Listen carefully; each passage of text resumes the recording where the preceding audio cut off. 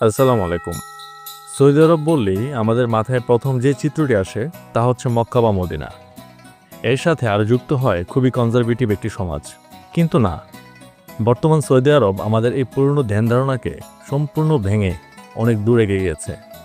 কিন্তু তার কতটুকু আমরা জানি? বাংলাদেশ থেকে গড়ে 10 থেকে 12 লক্ষ লোক প্রতি বছর বিদেশে পাড়ি জমায়। এর মাঝে প্রায় 40%ই আসে এই সৌদি আরবে। কিন্তু দুঃখের ব্যাপার হলো, যুগের পর যুগ ধরে এই দেশটিতে আমাদের দেশের লোকজন আসছে তাদের সবচেয়ে নিম্ন বেতনের চাকরিগুলো করার জন্য। বাই দ্য ওয়ে, এখন আসি ভীষণ 2030 আসলে কি? 2030 সালের মধ্যে কি হতে চলছে সৌদি আরবে? সৌদি যুবরাজ মোহাম্মদ বিন সালমানের এক বিশাল পরিকল্পনা হচ্ছে এই ভীষণ 2030। পরামর্শক প্রতিষ্ঠান ম্যাকেনজির সহায়তায় 37 বছর বয়স্ক যুবরাজ এই মাস্টার প্ল্যানটি তৈরি করেছেন। ম্যাকেনজি হলো এমন একটি প্রতিষ্ঠান যারা কিনা বিভিন্ন দেশকে তাদের উন্নয়নের জন্য পরামর্শ প্রদান করে।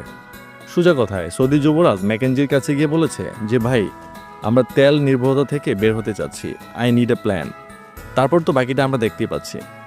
তো এই ভীষণ 2030-এর অনেকগুলো অংশ রয়েছে, যার কিছু কিছু আবার গিগা প্রজেক্ট।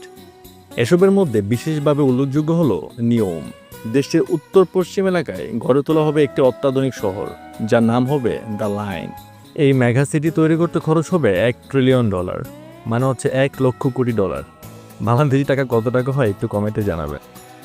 এটি হবে মরুর বুকে কাঁচ দিয়ে তৈরি একটি কাঠামো, যার প্রস্থ হবে 650 মিটার আর দৈর্ঘ্য হবে প্রায় 100 মাইল।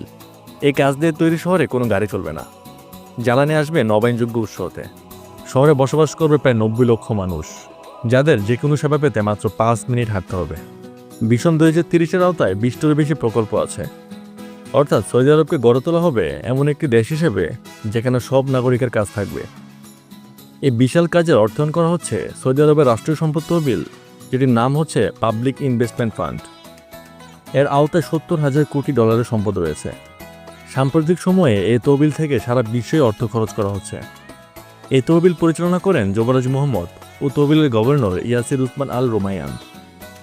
পুরো বিশ্বে যেহেতু কার্বনহীন জ্বালানির দিকে এগোচ্ছে, তাই সৌদি রাজকীয় পরিবার জানে যে তেল বহির্ভূত আয় আগামী দিনে গুরুত্বপূর্ণ হয়ে দাঁড়াবে। সেই কারণে তারা দেশ ও বিদেশে বিপুল বিনিয়োগ করছে। দেশটির বেশিরভাগ মানুষ যুবরাজকে সমর্থন করেন। এর কারণ তার বিশাল পরিকল্পনা। ভীষণ 2030-এ বিশালত্ব ও চাকচিক্য তা বাইরের বিষয়কে ইতিমধ্যে চোখ ধাঁধিয়ে দিয়েছে। ভবিষ্যতে সাফল্যের একটি চাবিকাঠি এটি হতে পারে। এখন বাকিটা দেখার অপেক্ষায়।